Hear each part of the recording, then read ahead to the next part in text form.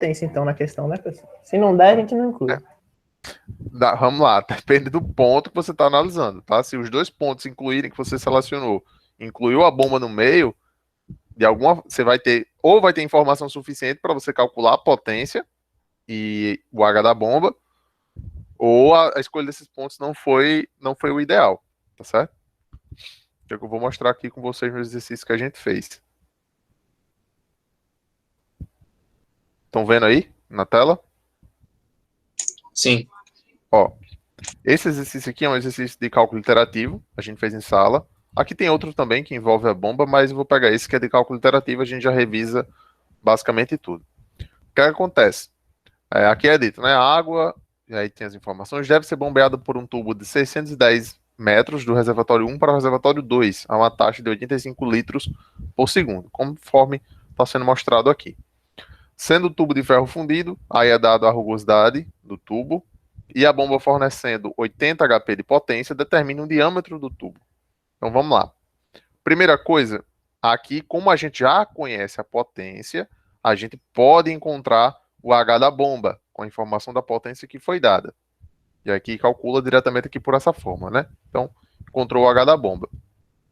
Com esse H da bomba, a gente já conhecido, a gente vai ter já informação suficiente para a gente poder simplificar nosso cálculo da perda de carga, que vai ficar mais simples. Como a gente sabe, né, que isso aqui é um cálculo, um processo, uma questão de cálculo iterativo, já que está sendo pedido o diâmetro, então aqui eu reorganizei a equação de Reynolds, né, para deixar em função do diâmetro, e a equação da rugosidade relativa também, para deixar em função do diâmetro, que são coisas que a gente utiliza na iteração. E aí está aqui a nossa equação da energia. Os pontos de análise, quais foram? As superfícies dos reservatórios. Ah, professor, por que a superfície? Porque notem que aqui a gente tem a diferença de altura entre esses dois pontos, exatamente entre as duas superfícies. Então é um ótimo ponto para análise, tá certo? Nessas superfícies, pressões são iguais, velocidades são iguais, né? Tudo zero. Entre os dois pontos existe uma bomba, então a gente incluiu o H da bomba aqui na equação, não pode desprezar. E a gente já calculou ele previamente em função da potência. A gente desprezou as perdas de carga localizadas porque a gente não tinha informação acerca dessa entrada e dessa saída, então foi desprezado. E vamos ter aqui a perda de carga distribuída, que é o que a gente quer calcular efetivamente. Então, isolando a perda de carga distribuída, vai ficar HB vezes G, Z1 menos Z2. Z1 menos Z2 é 36,6, que já está sendo dado aqui no problema. Então, aproveitem essas informações, principalmente de cota, pessoal, para vocês terem um melhor aproveitamento na escolha desses pontos. Então, calculou a perda de carga, e aí a outra forma de calcular a perda de carga, né, é através da equação F vezes L sobre D vezes V ao quadrado sobre 2. E aqui, mais uma vez, a gente substitui todos os termos de velocidade pela vazão, para que a gente chegue nesta equação aqui, já que a gente não tem velocidade, e sim vazão. E reorganizando aqui a equação para o diâmetro, a gente chega naquela equação conhecida, né? Raiz quinta de F vezes L sobre HL, vezes 8, que é o quadrado, dividido por π ao quadrado. E, mais uma vez, a gente calcula tudo para deixar em função apenas do F, que é o que a gente vai variar. E aqui entra o cálculo interativo em si. Chutou o fator de atrito, calcula diâmetro, calcula Reynolds, calcula a rugosidade relativa, vai encontrar com essas duas informações, encontra um fator de atrito no diagrama. Com esse novo fator de atrito, recalcula tudo de novo até que a gente tenha a convergência. Então, notem que nessa questão foi conhecida a potência e a gente utilizou a potência para calcular o HB. Mas, nessa questão aqui, por exemplo, que também foi feita em sala, foi pedido para calcular a potência. Então, aqui, não é que não tinha nada sobre a bomba que a gente vai desprezar a bomba. Aqui não tinha informações sobre a bomba, mas a gente tinha como calcular alguma coisa dela. Que no caso aqui está sendo pedido para calcular a potência. E aí, mais uma vez, um reservatório, outro reservatório, cheio de acessório. E a potência a gente sabe que calcula pelo fluxo de massa vezes o HB. Quando a gente utiliza a equação da energia, mais uma vez, aproveitando o que o próprio problema está dando para a gente de referência, ponto 1 e ponto 2. Z1 está a 6,1 metros e Z2 a 36,6. Pressões atmosféricas, velocidades próximas de zero, a gente pode anular.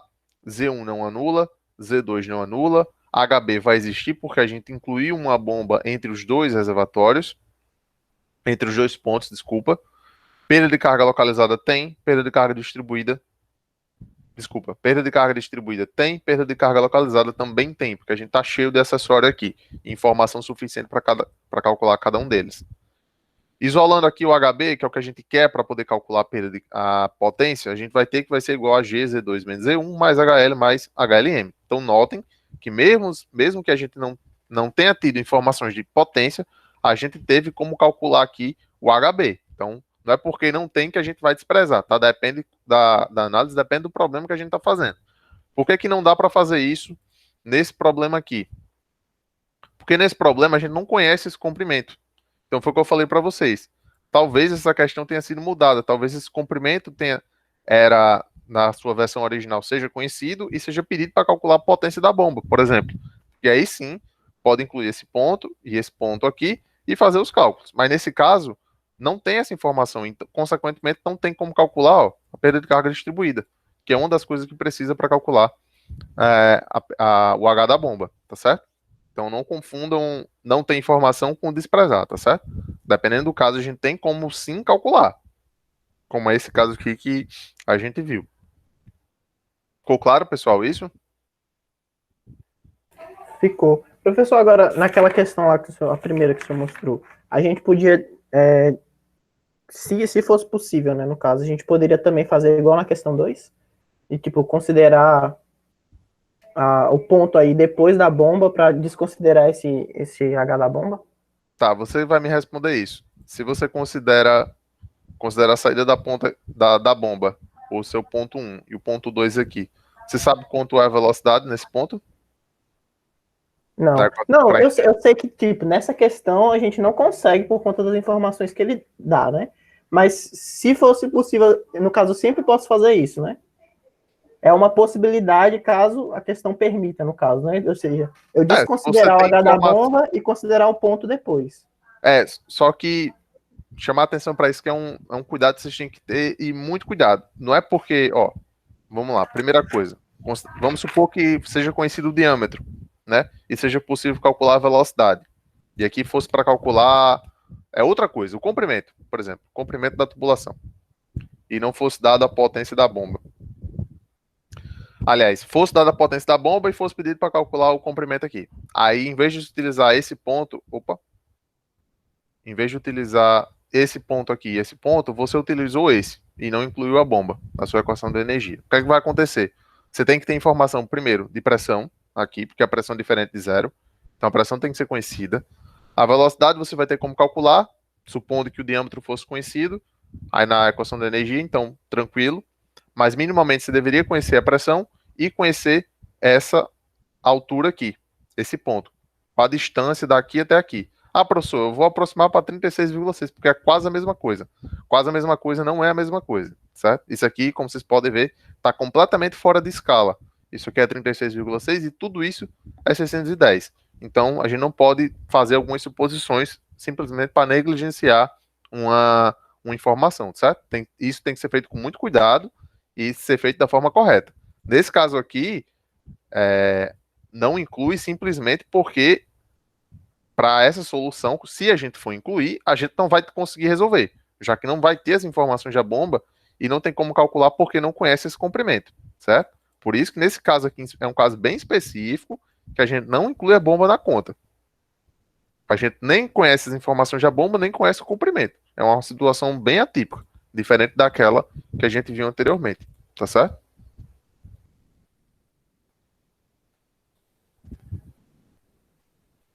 Beleza.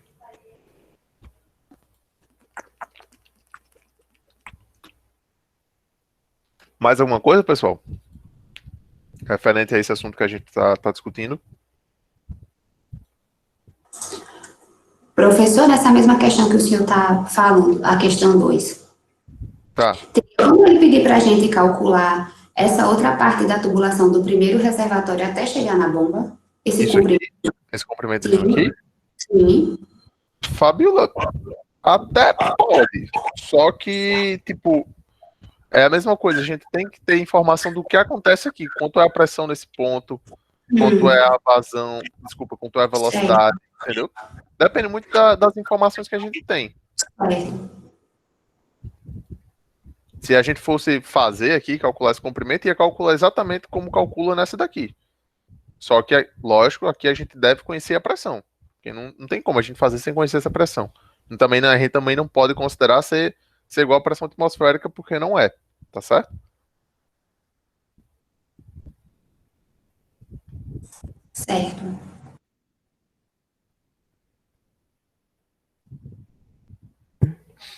Professor, eu tive uma dúvida também na 7ª questão do questionário 6. Questionário 6. Isso. Peraí, deixa eu baixar aqui, que eu não tenho ele, não.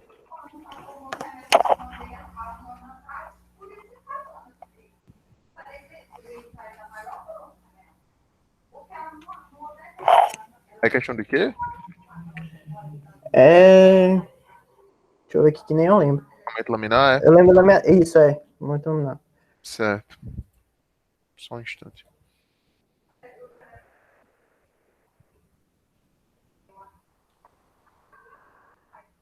Questionário 6.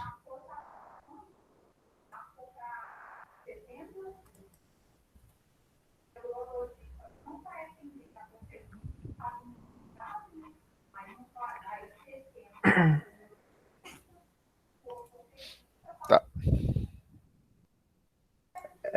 A minha dúvida foi com relação a essa pressão aí. Questão 6, é? Isso. Não, 7. 7. Isso. Uma agulha hipodérmica de diâmetro interno, comprimento, tarará, é utilizada para injetar uma solução salina. Aí tem a viscosidade, o diâmetro do êmbolo. A força máxima pode ser exercida pelo polegar. Tá, estima a vazão, certo. A pressão aqui, é Lucas, né, que tá perguntando? Isso. Lucas, você vai calcular pela relação força sobre área. Porque você vai ter E aqui está sendo pedido estimar a vazão e volume da salina que a seringa pode produzir. Então você vai calcular aí a pressão fazendo força sobre área, né? E com essa pressão, com essa diferença de pressão, você consegue utilizar aquela equação lá de Hagen-Poiseuille, não lembro agora a pronúncia direito. E com essa diferença já utiliza aquela equação direto e calcula a vazão. Mas pronto, aí por que essa pressão seria a variação de pressão? Tipo, porque a pressão, essa relação força sobre área, não é a pressão em determinado ponto, né? Em determinada área, no caso. Mas eu posso considerar isso sendo a variação da pressão? Pode. Posso? Pode. Nesse caso, sim. Tá. Certo. Era essa a minha dúvida, só porque a fórmula envolve a variação da pressão, né? Uhum. Eu até fiz aqui, mas eu fiquei meio assim. Mas porque pode, nesse caso pode. Tá certo. Nessa questão, eu disse que a variação era a pressão que ele informava menos a atmosfera, que seria zero. Tá certo, Alfredo? Né? Também. Vocês vão chegar na mesma coisa.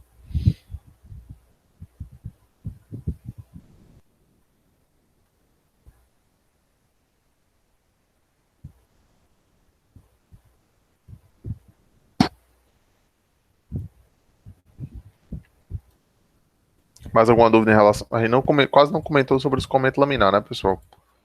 Essas questões. Vocês tiveram alguma dificuldade com essa lista na hora de fazer? Como é que foi?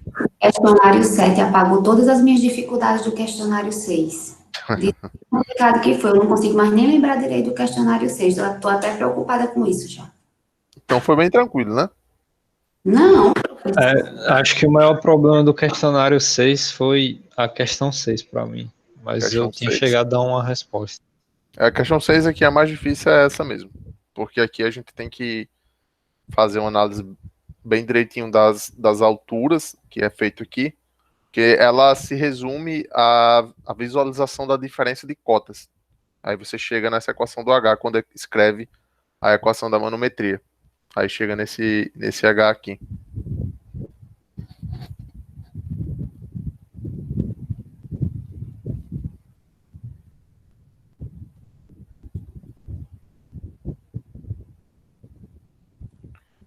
Nesses problemas, pessoal, desse escoamento laminar, como vocês já viram, eles são relativamente mais simples no sentido de que, na grande maioria dos casos que a gente tem escoamento laminar, a gente não chega nem a calcular a perda de carga, né? A gente utiliza direto aquela equação da vazão, Hagen, Posielli, a pronúncia, vocês vão me desculpar aí, que eu não sei falar.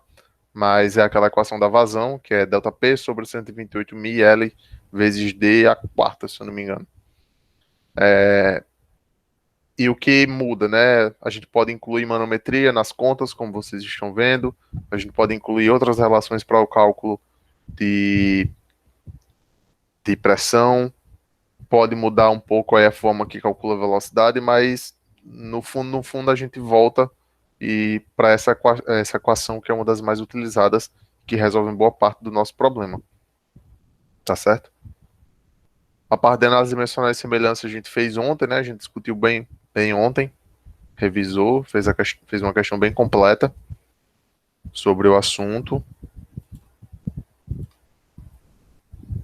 Questionário 7. Vocês já viram que a arrasto de sustentação não vai cair na prova. Professor? Oi. Essa questão, cadê a questão 12 do questionário 7? Quando a gente vai calcular a velocidade, tem que usar, a gente isola, né, a velocidade, e aí fica a massa específica para dentro da raiz, lá da velocidade. Essa massa específica que eu devo utilizar é a da esfera ou a do fluido? A massa específica é a do fluido. Mas por quê? Tipo, eu pensei que fosse a da esfera, porque o coeficiente de arrasto depende da área da seção transversal. Eu achei que tivesse alguma coisa relacionada. Não, é do fluido porque isso aí, aquela equação é do coeficiente de arrasto, né? Que é desenvolvida lá, que a gente viu pela análise dimensional. E ali é feito levando em consideração a movimentação do fluido, a força que essa movimentação do fluido provoca num corpo, que é o que a gente deduziu como força de arrasto. Então a massa específica ali no caso é do fluido. Certo, obrigada. Nada.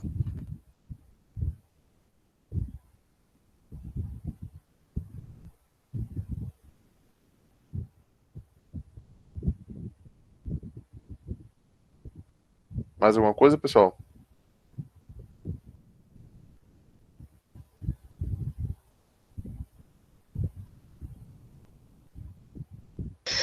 O senhor teria alguma questão que envolvesse fator de atrito e escoamento laminar?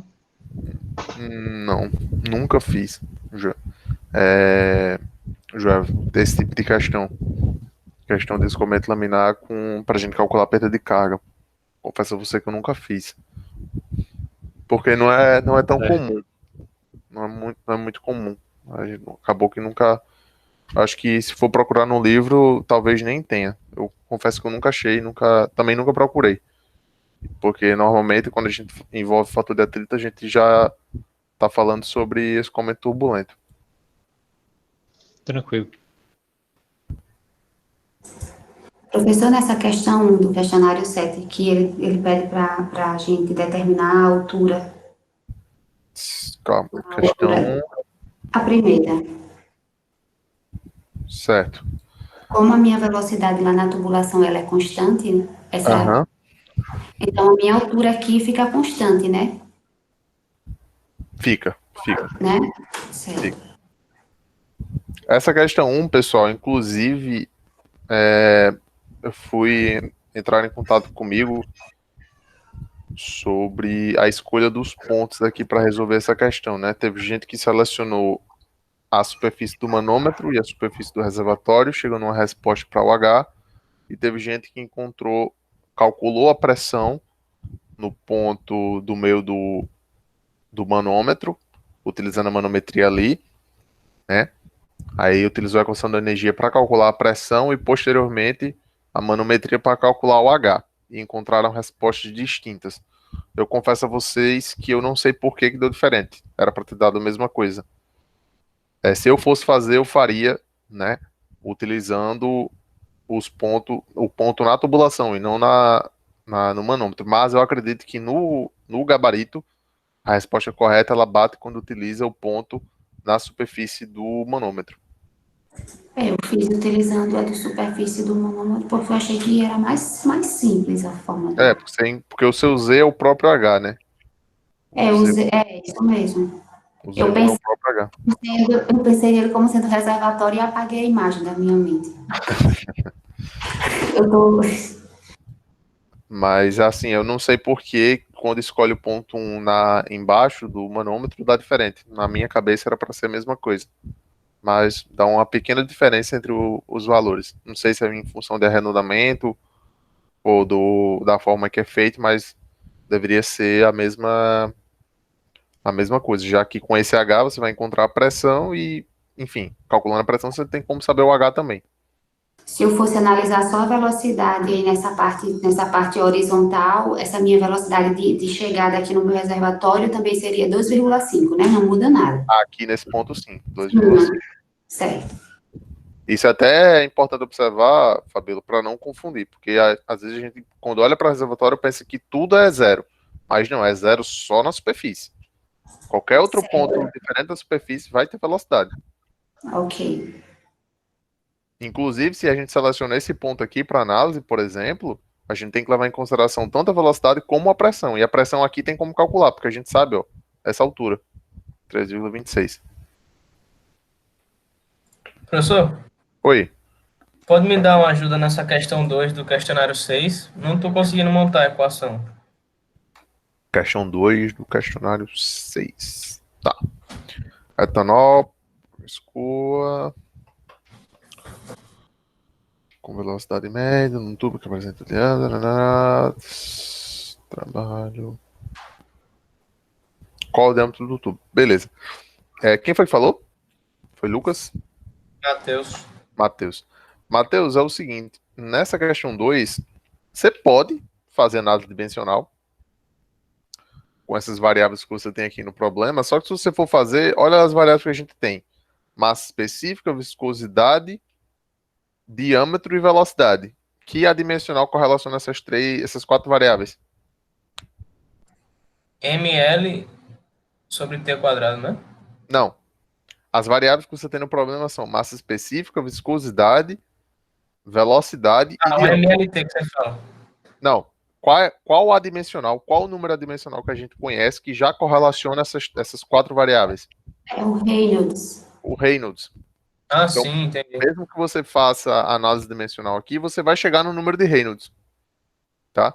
E aí, aqui, nesse caso, nessa questão 2, você pode simplesmente igualar o Reynolds do modelo e o Reynolds do protótipo.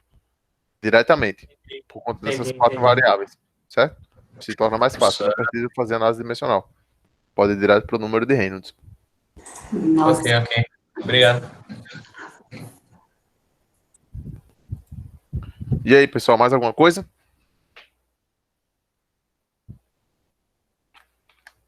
Querem que faça algum exercício? Repita algum que a gente já fez? Professor, selecione um, eu acho que... Selecionar um? Não, sou loteria não. O professor, na hora da revisão, sempre escolhe um bom pra gente na prova. É um que vai envolver muitos assuntos que vão cair na prova. Isso aí não tem como a gente fazer, né? Não, tem. Isso envolve você já mais completo. Assim, eu vou comentar com vocês esses 2 exercícios aqui, que eu já até fiz, certo? Esse aqui que eu fiz pela manhã, que é de perda de carga localizada, e esse outro aqui que é de cálculo interativo, porque a gente já fez muito de cálculo interativo, mas é bom a gente recapitular tudo, certo? Deixa eu abrir aqui outro também, que a gente já fez, que envolve a outra forma de iteração, né? Que foi mais simples. Que esse aqui que a gente fez chutando o diâmetro. Então a gente fica com esse. Primeiro esse aqui, para a gente recapitular tudo. Nessa questão dizia o seguinte, né? Óleo com massa específica de 950 kg por metro cúbico e viscosidade cinemática de 2 vezes 10 a menos 5, escoa com a vazão que está sendo dada através de 100 metros de tubo. A perda de carga já foi dada, 80 metros quadrados por segundo ao quadrado, e foi dada a rugosidade relativa. Qual a diferença dessa questão para todas as outras que a gente já fez? A perda de carga ela já foi dada. A gente não precisa calcular. E aqui se trata de um problema, né, de cálculo iterativo. Por quê? Porque a gente sabe que é um problema de cálculo iterativo. Primeiro, está sendo pedido o diâmetro. Sempre que pedir diâmetro e não fornecer o fator de atrito ou alguma outra informação que a gente precisa normalmente para calculá-lo, a gente vai cair num problema de cálculo iterativo. Então, a primeira coisa foi organizar aqui as equações, né? Como a gente tem vazão, é interessante substituir todos os termos de velocidade por vazão, para a gente não ter que ficar recalculando toda hora também a velocidade. Então, a gente substitui tudo isso em função da vazão. 4Q sobre πd ao quadrado. Faz isso para o número de Reynolds, ρVd sobre μ. Rho sobre μ é a mesma coisa de 1 sobre Ni, que é a viscosidade cinemática, que foi dada no problema. Então aqui a gente não precisa calcular o μ, já pode usar diretamente fazendo a substituição. E a velocidade foi substituída aqui pelo termo de vazão. E a gente ficou... Aqui foi feito com calma, né? Todo passo a passo. Simplificando, nossa equação ficou assim. 4Q sobre πd vezes Ni. Porque a gente substituiu aqui o Rho sobre μ. Substituindo os valores, né? Deixando só em função do D, porque é a variável que vai ficar mudando no nosso problema. E aqui a equação de perda de carga. Aqui a gente não utilizou a equação da energia, porque a gente já conhece a perda de carga. Ela já foi conhecida. Então, perda de carga F vezes L sobre D vezes V ao quadrado sobre 2. E aqui, mais uma vez, substituindo todos os termos de velocidade por vazão, a gente vai ficar com 16Q ao quadrado sobre 2π ao quadrado vezes D à quarta. E simplificando, fica fator de atrito vezes L sobre D à quinta vezes 8Q ao quadrado dividido por π ao quadrado. Isolando o diâmetro, que é o que a gente quer, fica naquela equação que a gente conhece. E tanto utilize direto. Raiz quinta de F vezes L sobre HL vezes 8Q ao quadrado sobre π ao quadrado. Lembrem desse π ao quadrado aqui. Já vi muito na prova esquecer de levar o π ao quadrado. E, de novo, a gente substitui todos os valores, com exceção do F, que a gente não conhece, e deixa ele aí para ser variado. Né? E a gente fica basicamente com essas duas equações. Esse caso foi a primeira vez que a gente fez utilizando chutando o diâmetro, né? Foi o método utilizando o diâmetro. Quando a gente chuta o diâmetro, esse diâmetro aqui vocês me falaram na aula, foi de 32 milímetros. Com esse diâmetro foi calculado o Reynolds, 6,8 vezes 10 à quinta. Aí com esse Reynolds, 6,8 vezes 10 à quinta, e a rugosidade relativa que já foi dada no problema, então a gente não precisou, nesse caso, ficar recalculando toda hora. A gente entrou aqui no diagrama, ó, 6, aproximadamente, a gente colocou a curva aqui entre 6 e 8, né, vezes 10 à quinta, vem na curva e tira aqui a informação do fator de atrito.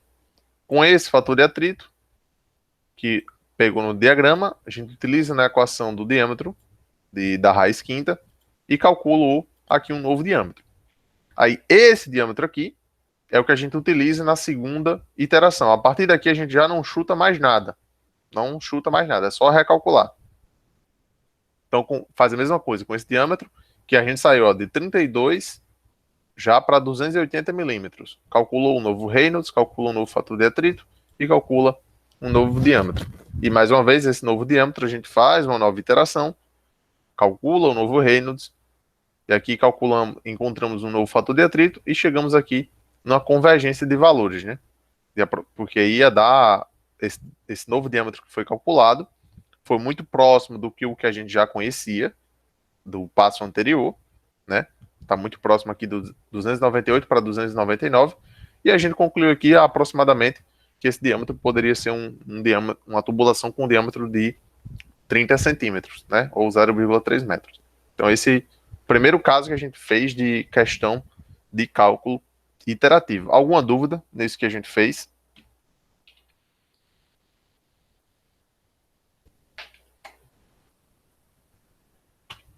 Então, vou fechar.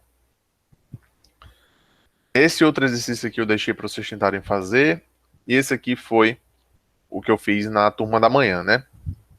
Que envolvia perda de carga localizada. Que dizia o seguinte: a água é bombeada entre dois reservatórios com uma vazão de 5,6 litros por segundo por um tubo de 122 metros de comprimento. 50 milímetros de diâmetro e diversos acessórios. A rugosidade relativa já foi dada.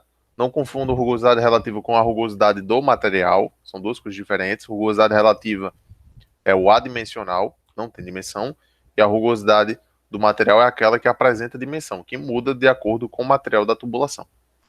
E foi pedido aqui para calcular a potência requerida pela bomba, né, para poder fazer esse transporte aqui do fluido. Aí, nesse nosso problema, a gente tem vários acessórios. Aqui a gente tem uma entrada, uma válvula, um raio de uma curva, um cotovelo, outro tipo de válvula e uma saída. Tudo isso aqui engloba e é levado em consideração para o cálculo da nossa perda de carga, né, localizada. E aqui na equação da energia, aqui é a equação da energia incluindo a bomba, porque os pontos selecionados incluem uma bomba aqui no meio. Então a gente vai colocar a bomba aqui, H da bomba, que é o que a gente precisa para calcular a potência que foi pedida. Esse H da bomba ele vai depender da perda de carga localizada e distribuída, né? Porque a bomba é justamente a energia necessária para fazer o fluido vencer todas as perdas indesejadas, né? Que é a perda de carga distribuída e a localizada. Então a gente precisa levar em consideração aqui na nossa conta. Quando a gente utiliza a equação da energia, a gente chega nisso. O cálculo da perda de carga distribuída. Aqui a gente calcula a velocidade, né, separadamente, porque ia utilizar tanto para perda de carga localizada como para perda de carga distribuída. Mas vocês poderiam deixar em formato da vazão também, não tem problema nenhum. Calculou aqui só para deixar separado. Eu utilizo também no Reynolds. Então, com essa velocidade, a gente calculou o Reynolds. O epsilon sobre D já foi dado. Com esse Reynolds e com essa rugosidade relativa, a gente obtém um fator de atrito lá no diagrama. E esse fator de atrito foi utilizado aqui para calcular a perda de carga distribuída, né? 0,0021 vezes o comprimento total, o diâmetro, a velocidade ao quadrado, e a gente obtém essa perda de carga distribuída, 208,1 metro quadrado por segundo ao quadrado. A perda de carga localizada, nesse caso aqui, a gente utilizou a equação que soma os coeficientes de perda de carga. Ah, professor, por que o senhor não utilizou a equação que soma o comprimento equivalente? Porque as tabelas que eu utilizei são tabelas que envolvem a perda de carga, o coeficiente de perda de carga, e não o comprimento equivalente. Se a gente tivesse as duas tabelas, a gente ia acabar utilizando as duas equações. Nesse caso, foi uma do livro do White, todas as tabelas que a gente utilizou eram em relação ao K. Por isso que utilizou essa equação aqui, de KV ao quadrado sobre 2. Se a gente tem uma mistura desses coeficientes, como é o caso dessa questão aqui, ó, questão 4, que eu já fiz também com vocês, ela dá o L sobre D e o K. Aí aqui a gente precisa utilizar as duas equações, porque o problema deu duas informações diferentes. Mas, como eu já falei, são duas equações diferentes que dão a mesma resposta, tá certo? Que é a perda de carga localizada. Aí aqui a gente fez o somatório de todos os Ks, da entrada, da válvula, do raio, dessa curva que tem aqui, do cotovelo, da válvula de novo e da saída. Tudo isso em função dessa tabela e desses gráficos que a gente tem aqui. Foi retirado essas informações. Calculou a perda de carga, 55,233. Com essas informações, agora a gente pode substituir aqui na equação do HB, né? Já que a gente conhece as alturas também, e foi calculada essa perda de carga, e a gente calculou aqui o H da bomba. Com esse H da bomba, a gente calcula a potência. Foi pedida a potência para ser calculada em HP, certo? Que é horsepower, né? A unidade de potência no sistema inglês. E aí o que foi feito foi pegar esse valor aqui de 3.182,86,66 e dividir por 745,7, se eu não me engano, 0,4, que é a conversão de watts para HP. Então o que foi feito daqui para cá foi simplesmente uma conversão de unidades. Tudo bem, pessoal? Professor, se as duas informações iam dar a mesma resposta, por que precisava utilizar as duas? Lá naquela 4. Oi? Desculpa, não ouvi. se as duas informações, tanto o LS sobre D quanto o K, iam dar a mesma resposta, não iam dar a mesma coisa. Para que precisava usar as duas? Então, porque aqui esse LE sobre D nessa questão é em relação aos engates que foram colocados na tubulação. E esse K é em relação só à saída da tubulação. Mas o que é que eu falei? São informações, né? São equações diferentes que está a mesma resposta. Imagine que o que a gente faz 180 vezes isso aqui para calcular a perda de carga desses engates, em vez de LE sobre D fosse dado o K. A gente obter a mesma resposta, entendeu? Para o mesmo acessório. É a mesma resposta para o mesmo acessório. Sim, entendi. Entendeu? Uhum. E outra coisa, esses casos aí vão ser dados, né, se tiver, enfim, vão ser dados bem direitinho, né, porque nas duas questões que teve, tanto essa que o senhor fez quanto em uma que teve no questionário, foi a maior dificuldade para encontrar um K, né, corretinho, porque não tinha as informações certinhas.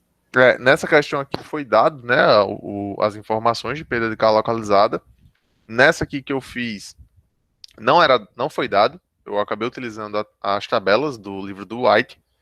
Isso aqui foi proposital, eu coloquei as tabelas para ensinar como é que usava. E teve outra questão que eu fiz. Cadê?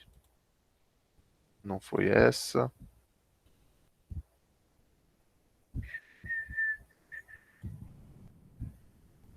Acho que foi essa aqui. Essa aqui, ó. Que a gente fez com você. Que tá até no questionário também, eu acho. Dizia lá os acessórios que tinham, né? Mas não dizia as informações, né? Os coeficientes. Só que eu utilizei aqui a tabela do Fox, que é do comprimento equivalente, ó. LE sobre D. Eu acabei utilizando essa tabela.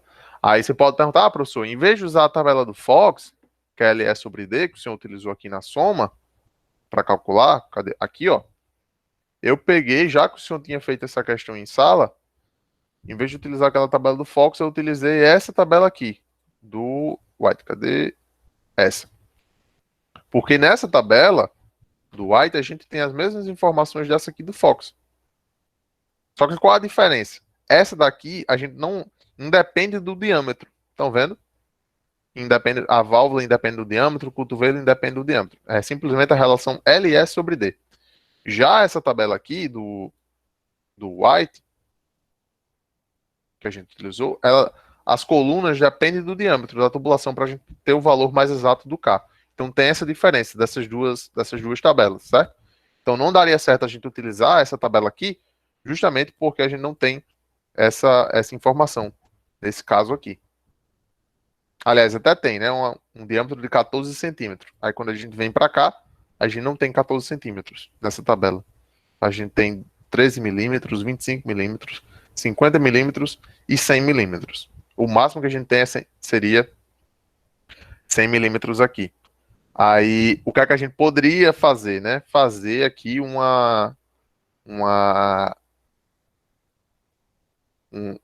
tentar fazer uma interpolação de dados, mas não ia ser legal. Por isso que eu acabei utilizando essa tabela aqui, porque independe do diâmetro e a gente tem essa informação do LE. Aí aqui sim, utiliza o LE sobre D, a equação de LE sobre D, certo?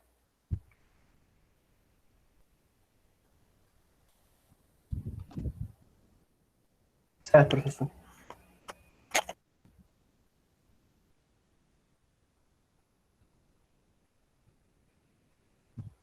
Mais alguma dúvida, pessoal?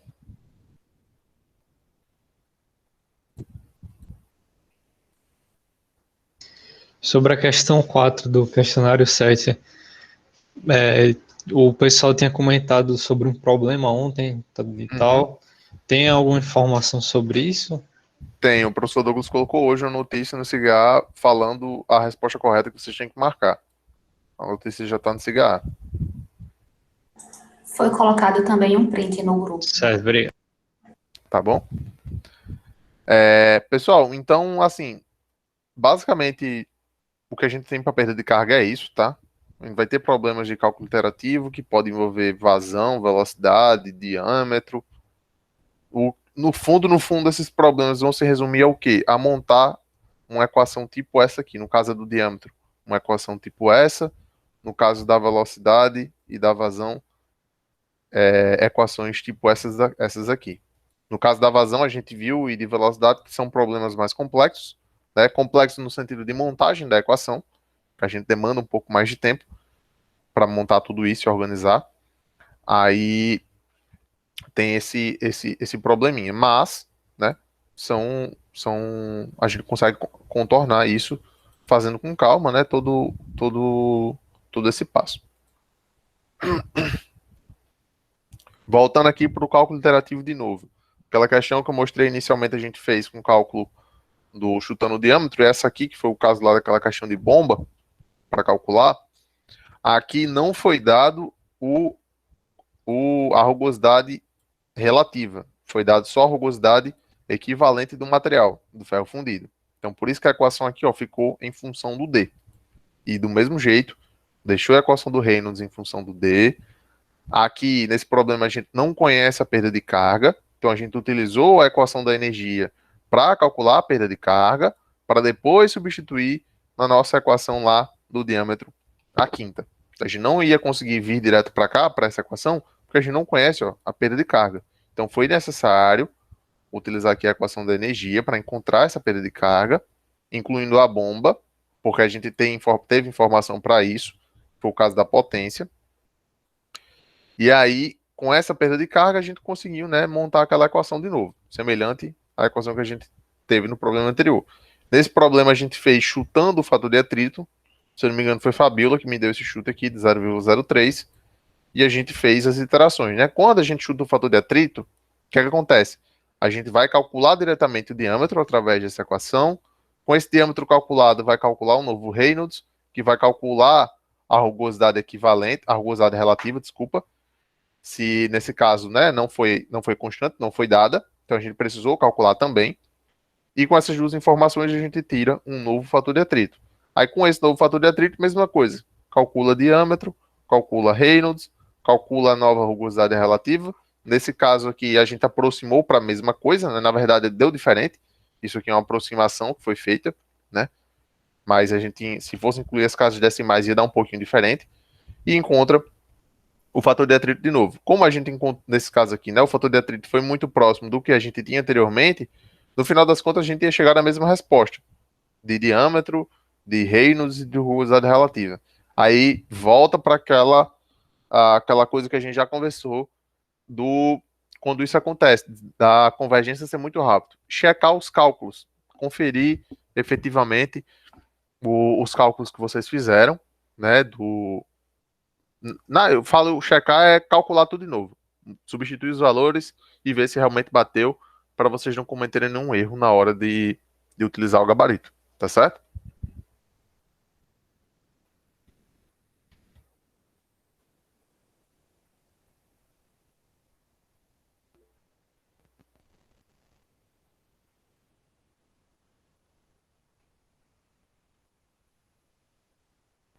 Mais alguma coisa para a gente discutir hoje, pessoal?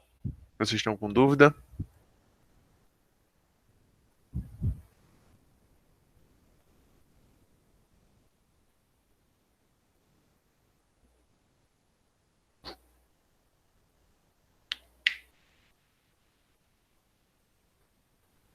Não?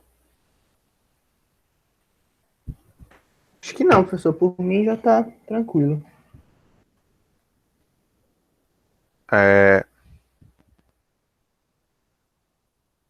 Pessoal, então hoje a gente fica por aqui, né? Nossa aula.